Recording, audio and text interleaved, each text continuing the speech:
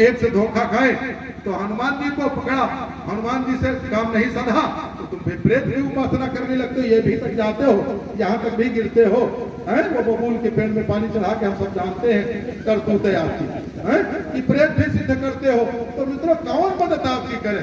भगवान सोचते हैं कि माता जी चली गई होंगी, माता जी ने सोचा कि हम तो जरा अपने विश्व के भरण पोषण का उपक्रम कर रहे हैं, भगवान चले गए होंगे। धोखा आप खाते हो कि भगवान की तरफ से धोखा है? धोखा आपकी तरफ से।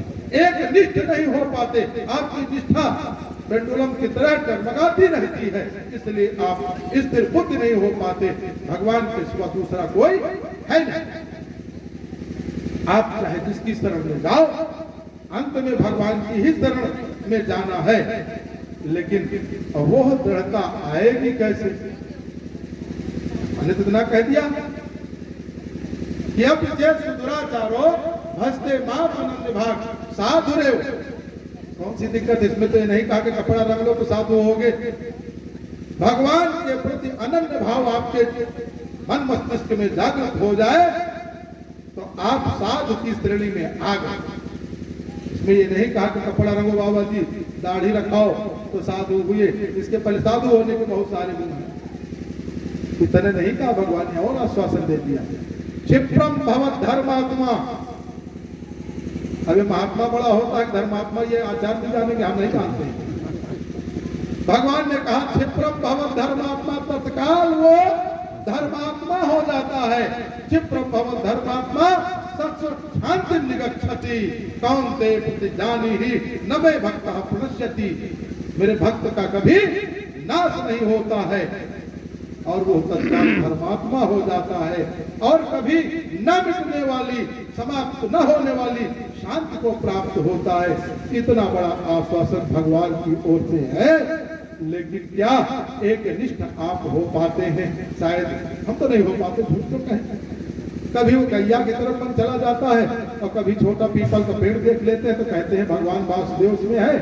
तो कल जहाँ रुके थे तो उनके गांव में जहाँ भिक्षा करने गए, पैदल निकले तो नालियों में छोटे छोटे पेड़ थे। तो हमने कहा कि स्नान के समय दो बच्चों को लेकर के 100 पेड़, बड़ा गांव है, एक पक्ष का व्यक्ति दूसरे पक्ष को नहीं जान पाता, चौडगरा के पास नौहार गांव, एक दूसरे को नहीं पहचानते। तो हमने कहा 100 पेड़ नालियों से निकालो, ये भगवान की इसमें प्रतिष्ठा है। भगवान ने कहा वृक्षों में मैं पीपल का वृक्ष हूँ, और पॉलीथीन लाओ और मिट्टी भर करके उनको लगा दो, फिर हमको देना। तुम अगर बांट ले जाओ तो ठीक है, और न बांट पाओ तो दो, हम जानते हैं। हम इच्छा करते हैं तो मांग करते हैं कि एक पीपल का पेड़ अगर आस पास न हो तो लगा दो तो भोजन करेंगे, नहीं तो भोजन नहीं करेंगे, दूसरे के यहाँ कर लेंगे। आपका अमर्थवान हो।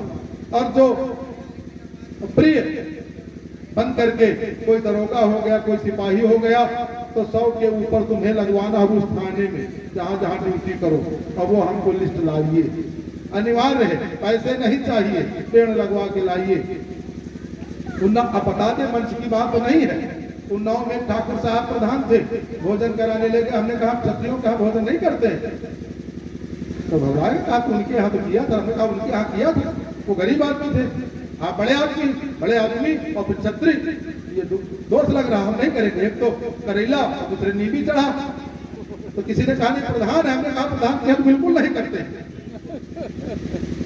तो कहा फिर उपाय, हमने कहा उपाय कि 100 पेड़ लगाओ पीपल बरगद पकड़िया के, तो भोजन करूंगा। मित्रों, ओसिया गांव है बीघापुर के पास, उन्होंने तत्काल व्यवस्था किया, जो भी 60-70 पौध मिले और कहा स्वामी जी बाद में हम गणना करवा देंगे। हमने भोजन किया, पेड़ आ गए, पेड़ इतने इतने मोटे हो गए। जब जाता हूँ तो मैं उन वृक्षों को प्रणाम करता हूँ, खुश होता हूँ, जैसे अपने पुत्र की उन्नत पर पिता खुश होता है, मुझे अच्छा लगता है। तो उनके भाई में जाना, वो थोड़ा सा धनाढ्य ज्यादा है, तो उन्होंने 2.5 बीघे जमीन खरीदी और खरीद करके पूरे में बरगद पीपल लगवा दिया।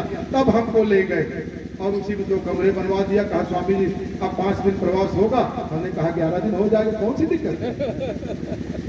मित्रों, असल में आपके आहार की जो शुद्धि है, हम इन लोगों से नाराज नहीं रहते, रोटी इनसे मिलती, इनको मैं प्रणाम करता हूँ, लेकिन अगर कहा जाए तो सामने कह सकता हूं कि दोष आपका ज्यादा रहता, मैं आपका बेटा हूं और आचार्य जी से भी कहलवा सकता हूँ कि मैं आपका बेटा हूँ, दोस्त इधर से होता है। छोटा बच्चा, ये बालिकाएं बैठी है, इनको नया आहार मिला है, वो चाउमीन बर्गर क्या सुबह सुबह माइक्रोनी बना के दे देते हैं। इनको दो पराठा बनाना, रोटी बनाना नहीं आता, बना के उनको वो पैकेट वाले दे देते हैं और इनके पेट बेचारों के खराब हो जाते हैं। सयाने होने पर बड़ी बड़ी बीमारियों से ग्रसित हो जाते हैं। दोषी कौन है? और बाबा जी के पास जाते हैं तो बाबा जी दवा तो दे नहीं सकते, खतरा हो जाएगा, तो जंतुर पहना देते हैं और गले में जंतुर पहनो और उसी को चबाए लड़का, बीमार हो जाएगा। और है? तो देखो, ये जो दुर्भाग्य की शुरुआत है वो मातृशक्ति की ओर से होती है। नाराज न होना, शाम को भोजन आपके यहाँ मिल ही जाएगा। माता जी तो नहीं आई यहाँ, वो शाम को भोजन न दे आते हैं तो ठीक है, तो सही कह रहे हैं। तो मित्रों, अब इतने आश्वासन भगवान की ओर से हैं। वहां कहा कि शाश्वत शांति निगच्छति नवे भक्त परिस्थिति, मेरे भक्त का कभी नाश नहीं होता है। और पहले क्या कह दिया है? ध्यायतो विषयान पुंसः संगस्ते सुपजायते संगात संजायते कामः कामात् क्रोधो विजायते क्रोधात् भवः सम्मोहः सम्मोहात् स्मृति विभ्रमः स्मृतिभंसात् बुद्धिनाशो बुद्धिनाशात् प्रणश्यति। बुद्धि के नष्ट हो जाने पर तुम्हारा सत्यानाश हो जाता है, तुम्हारा पतन हो जाता है, लेकिन मेरे भक्त का नाश नहीं होता है। देखो ना, जयंत ने चोंच मारी, माताएं कथा जानती हैं, चोंच मारी और भगा। तब तक कहीं न कहीं अभिमान था और संतों की दया से भगवान की शरण में आया, भगवान का भक्त होकर के आया।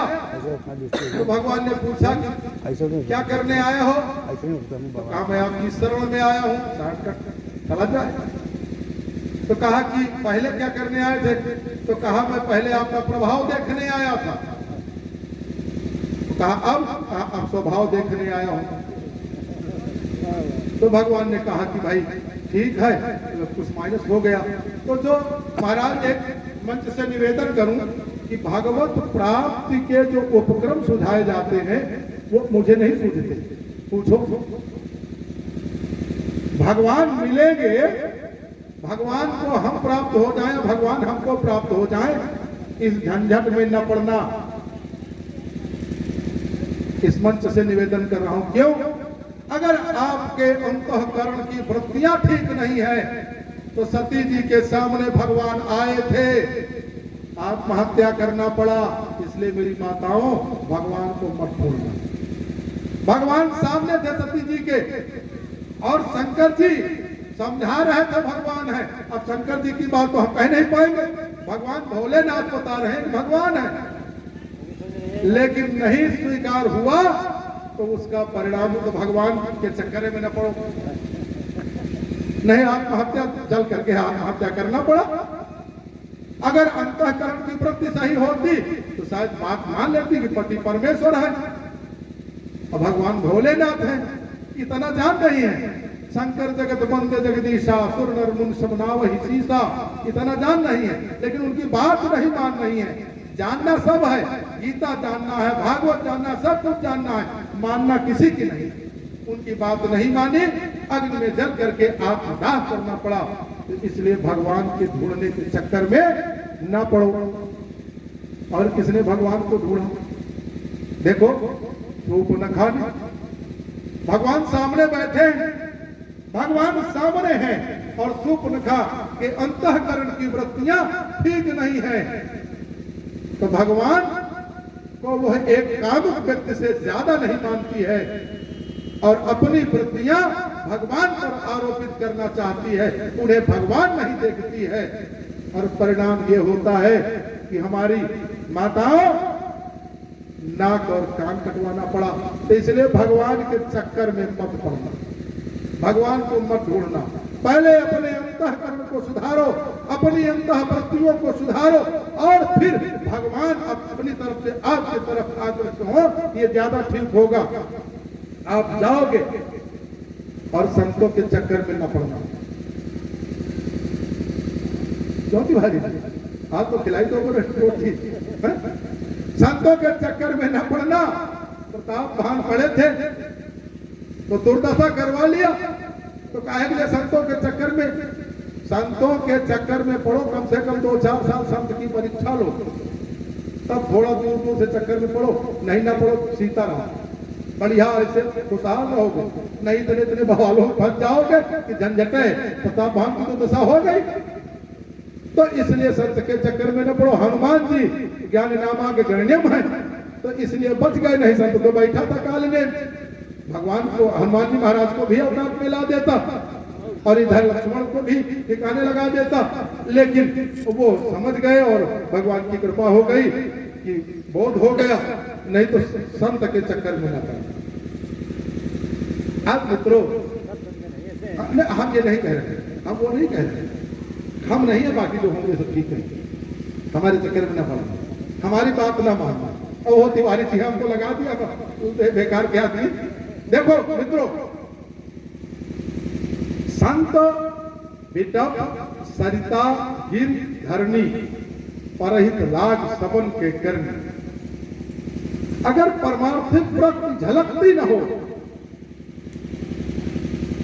और भगवान के बजाय अर्थ साधना हो रही हो, भगवान की साधना न हो रही हो और अर्थ की साधना न हो रही, अर्थ की ही साधना हो रही हो, तो सावधान होने की जरूरत है।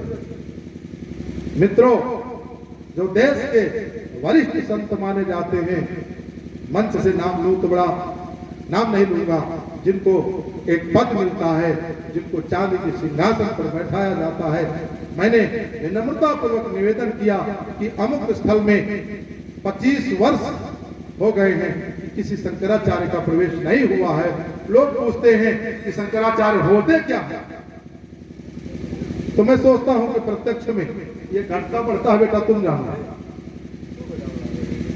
शंकराचार्य जी ने एक व्यक्ति को पकड़ाया और उससे मिले आज के 15 वर्ष पहले, तो उसने कहा कि 25,000 रुपए पहले जमा कर दो। 1,000 रुपया तो है नहीं, पैदल चले आना, रुपया नहीं लगेगा। तो कहा वो व्यवस्था के तहत, तो नहीं कहा भाई गाड़ियों में डीजल पेट्रोल हम भरवा देंगे और 5-5 हजार रुपया संतों को हम दक्षिणा दे देंगे। तैयार नहीं हो पाए। मुझे इस बात का दुख रहा, मैंने एक संदेशा भिजवाया जो अप्रिय था, तो बाद में हमारे गुरु भाई से उन्होंने कहा कि बड़ा उद्दंड है, तो उन्होंने कहा उनका अपना स्वभाव है और कोई बात नहीं है, आप मिलेंगे तो कहा नहीं ऐसा ऐसा हमारे पास सूचना आई है। तो कहा आप तो बिगाड़ तो सकते नहीं, सूचने तो आई है, जबान से कहना है। मैंने कुछ अपनी कहा जरूर नहीं, हमको पता। तो मित्रों, अगर आपने कुछ चीजों का परित्याग किया है तो कुछ चीजों का परित्याग और करो और नहीं जवाब दो। मैं किसी से शास्त्रार्थ नहीं करूंगा, मैं हारी झाड़ी वाला, कबड्डी में होता ना वो झाड़ी, लेकिन इसका जवाब जरूर चाहिए। माताएं बैठी, आप लोग बैठे कम संख्या में, कि अगर राजा परीक्षित को 7वें दिन सर्प के काटने से मृत्यु होना है, तो किसी की हिम्मत थी कि राजा जन्मेजय हो चुके हैं कि वहां तबला बज जाता? बताओ, किसी की हिम्मत थी कि राजा जन्मेजय हैं और उनके पिता की मृत्यु 7वें दिन होनी है, ज्ञान हो जाए, शास्त्र के व्यवहारों का ऐसा कुछ प्रस्तुतिकरण हो जाए कि उनका उद्धार हो जाए, मोक्ष हो जाए, कल्याण हो जाए, यह सब तो स्वीकार है। लेकिन वहां तबला बजे और राधे राधे पर डांस हो, ऐसा हो नहीं सकता। वो सर्पों को तो छोड़ा नहीं उसने, सर्प करा करके सर्पों को तो दुर्गति पर पहुंचा ही दिया। और किसकी औकात, किस तबला वाले की औकात थी वहां तबला बजा देता? मित्रों, अगर आप रामलीला देखते हैं और राम के रोल में सीता का हरण होता है और वो मोबाइल लेकर के जींस पैंट में, मित्र आचार्य जी के बगल में बैठे हो, सुनो, आचार्य जी के बगल में वो पैर नीचे करो, देखो महापुरुषों के बगल में बैठना सीखो। वो बैठा लिया बेचारे, तो क्या गड़बड़ाओगे क्या? ठीक से बैठो, उनके बगल में बैठे हो, हम तो बैठा लेंगे, लेकिन उनके बगल में देखो। इनको अगर हम लोग स्थापित नहीं करेंगे तो फिर ये हम लोगों का दोष होगा।